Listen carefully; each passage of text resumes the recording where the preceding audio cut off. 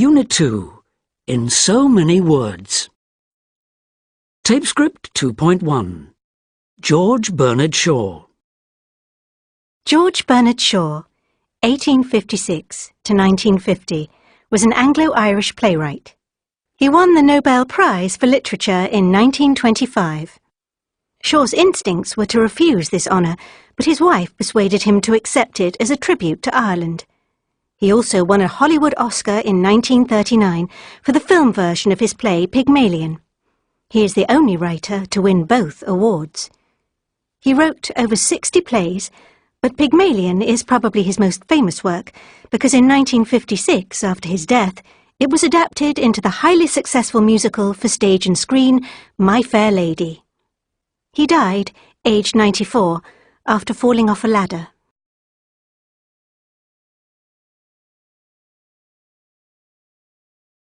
Tape script 2.2. Pygmalion by George Bernard Shaw. Act 2, Scene 1. Professor Higgins' laboratory.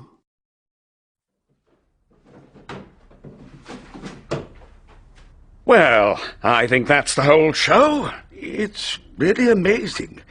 I haven't taken half of it in, you know. Oh, would you like to go over any of it again? No, thank you.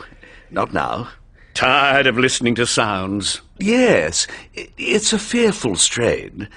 I rather fancy it myself because I can pronounce 24 distinct vowel sounds, but your 130 beat me. I can't hear a bit of difference between most of them. Oh, that comes with practice. What's the matter? A young woman wants to see you, sir. A young woman? What does she want? Well, sir, she says you'll be glad to see her when you know what she's come about. She's quite a common girl, sir. Very common indeed. I should have sent her away, only I thought perhaps you wanted her to talk into your machines. Oh, that's all right, Mrs. Pierce. Has she an interesting accent? Oh, something dreadful, sir, really. I don't know how you can take an interest in it. Let's have her up. Show her up, Mrs. Pierce. Very well, sir. It's not for me to say. This is rather a bit of luck. I'll show you how I make records. We'll set her talking, and then we'll get her onto the phonograph so that you can turn her on as often as you like with a written transcript before you. This is the young woman, sir. Why, this is the girl I jotted down last night. She's no use. Be off with you, I don't want you. Oh, don't you be so saucy. You ain't heard what I come for yet. Oh, we are proud. He ain't above giving lessons. Not him. I heard him say so. Well, I ain't come here to ask for any compliment, and if my money's not good enough, I can go elsewhere.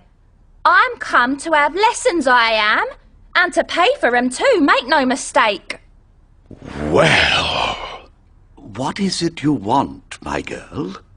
I want to be a lady in a flower shop, but they won't take me unless I can talk more genteel.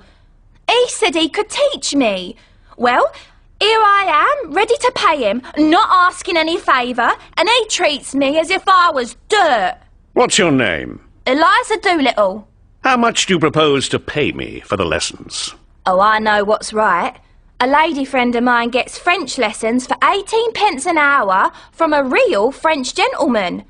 Well, you wouldn't have the face to ask me the same for teaching me my own language as you would for French, so I won't give more than a shilling. Take it or leave it. It's almost irresistible. She's so deliciously low, so horribly dirty.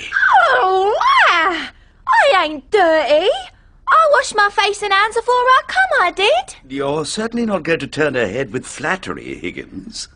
I shall make a duchess of this draggle-tailed gutter snipe. Oh, wow! Yes, in 6 months. In 3 if she has a good ear and a quick tongue. I'll take her anywhere and pass her off as anything. We'll start today, now, this moment.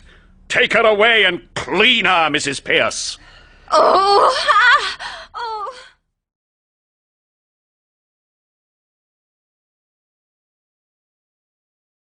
Tape script 2.3.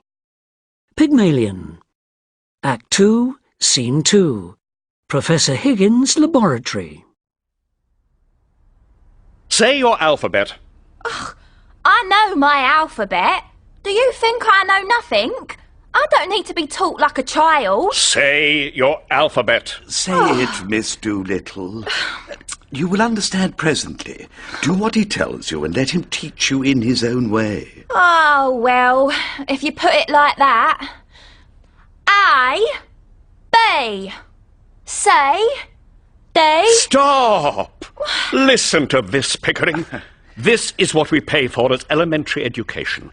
This unfortunate animal has been locked up for 9 years in school at our expense to teach her to speak and read the language of Shakespeare and Milton. And the result is A, B, C, D. Say A, B, C, D. But I'm saying it. A, B, C. Stop! Say a cup of tea. Cup of tea. Put your tongue forward until it squeezes against the top of your lower teeth. Now say cup. I can't. Cup. Good. Splendid, Miss Doolittle. By Jupiter, she's done it at the first shot. Pickering, we shall make a duchess of her. Now, do you think you could possibly say tea? Not tea, mind. If you ever say B, C, D again, you shall be dragged around the room 3 times by the hair of your head. Tea, tea, tea, tea. I can't hear no difference, except that it sounds more genteel-like when you say it. Well, if you can hear that difference, what the devil are you crying for? Pickering, give her a chocolate. No. Never mind crying a little, Miss Doolittle. You are doing very well. And the lessons won't hurt. I promise you I won't let him drag you round the room by your hair. Be off with you to Mrs. Pierce and tell her about it. Think about it. Try to do it by yourself. And keep your tongue well forward in your mouth instead of trying to roll it up and swallow it. Another lesson at 4:30 this afternoon. Away with you.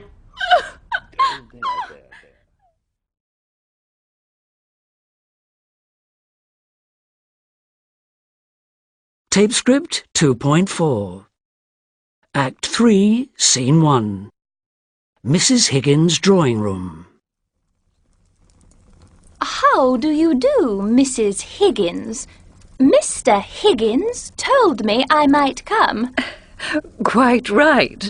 I'm very glad indeed to see you. How do you do, Miss Doolittle? Colonel Pickering, is it not? I feel sure we have met before, Miss Doolittle. I remember your eyes. How do you do? My daughter, Clara. How do you do? How do you do? I've certainly had the pleasure. My son, Freddie. How do you do? Will it rain, do you think? The shallow depression in the west of these islands is likely to move slowly in an easterly direction. There are no indications of any great change in the barometrical situation. How awfully funny. What is wrong with that, young man? I bet I got it right. Killing. I'm sure I hope it won't turn cold. There's so much influenza about. It runs right through our whole family regularly every spring.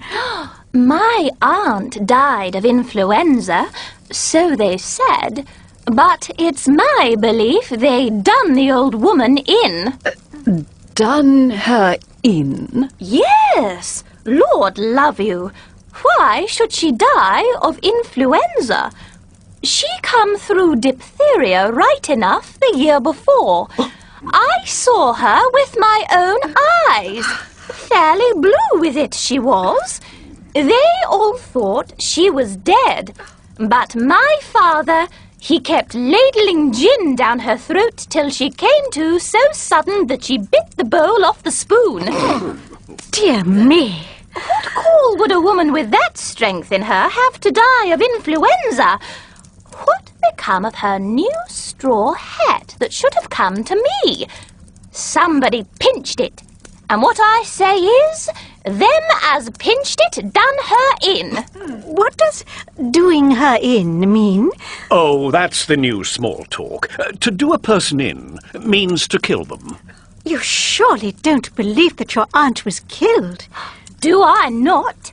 Them she lived with would have killed her for a hat pin, let alone a hat. But it can't have been right for your father to pour spirits down her throat like that. It might have killed her. Not her. Gin was mother's milk to her. Besides, he'd poured so much down his own throat that he knew the good of it. Do you mean that he drank? Drank? My word, something chronic. How dreadful for you. Not a bit. It never did him no harm, what I could see, and always more agreeable when he had a drop-in. When he was out of work, my mother used to give him 4p and tell him to go out and not come back until he drunk himself cheerful and loving-like. There's lots of women has to make their husbands drunk to make them fit to live with. Here, what are you sniggering at? The new small talk. You do it so awfully well. Have I said anything I oughtn't? Not at all, Miss Doolittle. Well, that's a mercy anyhow. What I always say is... Well, I must go. So pleased to have met you. Goodbye. Goodbye. Goodbye, Colonel Pickering. Goodbye, Miss Doolittle. Goodbye, all. Are you walking across the park, Miss Doolittle? If so... Walk? Not bloody likely. I'm going in a taxi.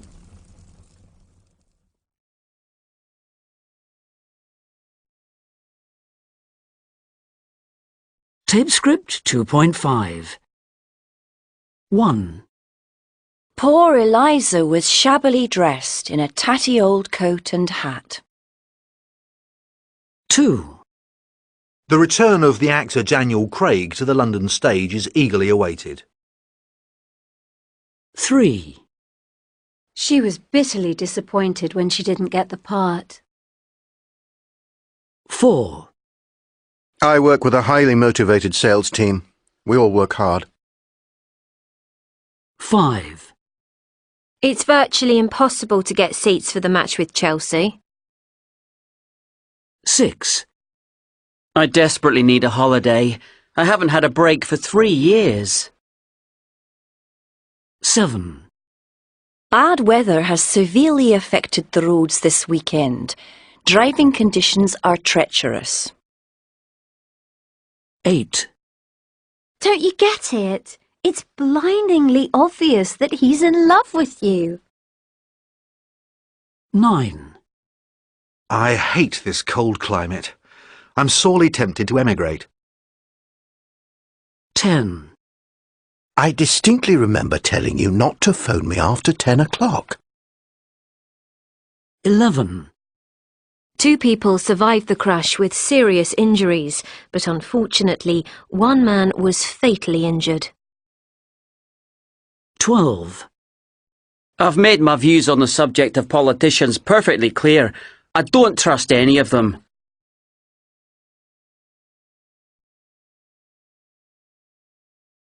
Tape script 2.6. 1. You must have some breakfast. You'll be starving by lunchtime. I have had breakfast. I had some delicious brown wholemeal bread with honey. 2. There's been a break-in at the National Gallery. Did they get much? I don't think so. It just says here, thieves stole a priceless 19th century impressionist painting, but it doesn't say which one. 3. Whoa, did you see what happened to Camilla? No, I didn't. What happened to dear Camilla? Well, she was wearing some divine white crop designer jeans, and the waiter spilt red wine all over them. She was absolutely livid. I bet. 4. Don't you think it's time we got a new car? This one's clapped out. Listen, I like my little old second-hand Mini, and it's not clapped out yet. 5. You look wet and cold. Well, we went on an exhausting 6-mile coastal walk in the rain. Worth it, though. The views were stunning. My idea of hell. 6. How come you turned him down? Where do I begin? First off, he smokes revolting, fat, smelly Havana cigars. Need I say more? 7. I've never heard of Philippa Gregory. Really? She's just written a great new historical novel, and loads of her stuff is adapted for TV. I guess historical novels just aren't my kind of thing. 8. Did you go round to meet the new neighbours? I did. They're settling in well. They've just bought an amazing, massive HD TV. It almost fills one wall, and it turns itself on when you speak to it. What? How on earth does it do that?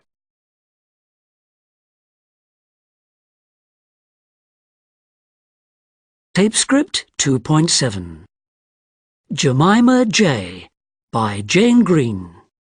Chapter 1. God, I wish I were thin. I wish I were thin, gorgeous, and could get any man I want. You probably think I'm crazy. I mean, here I am, sitting at work on my own with a massive double-decker club sandwich in front of me. But I'm allowed to dream, aren't I? Half an hour to go of my lunch break. I finish my sandwich and look furtively around the office to see whether anyone is looking. It's okay. The coast is clear. So I can pull open my top drawer and sneak out the slab of chocolate. Another day in my humdrum life. But it shouldn't be humdrum. I'm a journalist, for God's sake. Surely that's a glamorous existence. I love the English language, playing with words. But sadly my talents are wasted here at the Kilburn Herald. I hate this job. When I meet new people and they ask what I do for a living, I hold my head up high and say, I'm a journalist. I then try to change the subject. The inevitable question after that is, who do you work for? I hang my head low, mumble the Kilburn Herald, and confess that I do the top tips column. Every week I'm flooded with mail from sad and lonely people in Kilburn with nothing better to do than write in with questions like, what's the best way to bleach a white marbled lino floor? And I have a pair of silver candlesticks. The silver is now tarnished. Any suggestions? And every week I sit for hours on the phone ringing lino manufacturers, silver makers, and ask them for the answers. This is my form of journalism. Ben Williams is the deputy news editor. Tall and handsome. He is also the office Lothario. Ben Williams is secretly fancied by every woman at the Kilburn Herald, not to mention the woman in the sandwich bar who follows his stride longingly as he walks past every lunchtime. Ben Williams is gorgeous. His light brown hair is casually hanging over his left eye, his eyebrows perfectly arched, his dimples when he smiles in exactly the right place.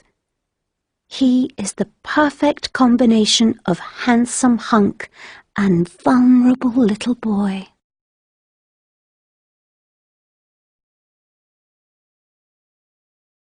Tape script 2.8. 1. We couldn't help laughing. It was too funny for words. I know, but it was her worst nightmare, wearing the same dress as someone else at a posh do like that.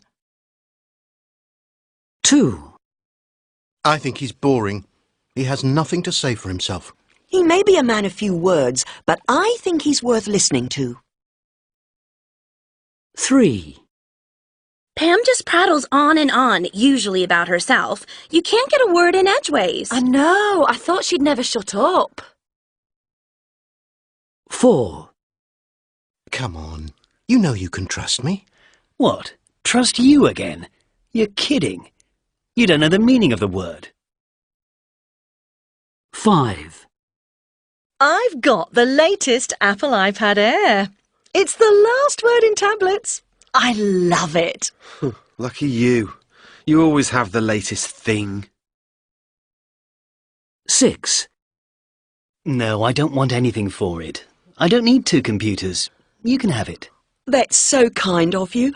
I'm lost for words. I can't thank you enough. 7. Well, not to mince my words, I don't think you stand a chance of getting that job. Huh. Thanks for your vote of confidence. 8. You said I had no chance.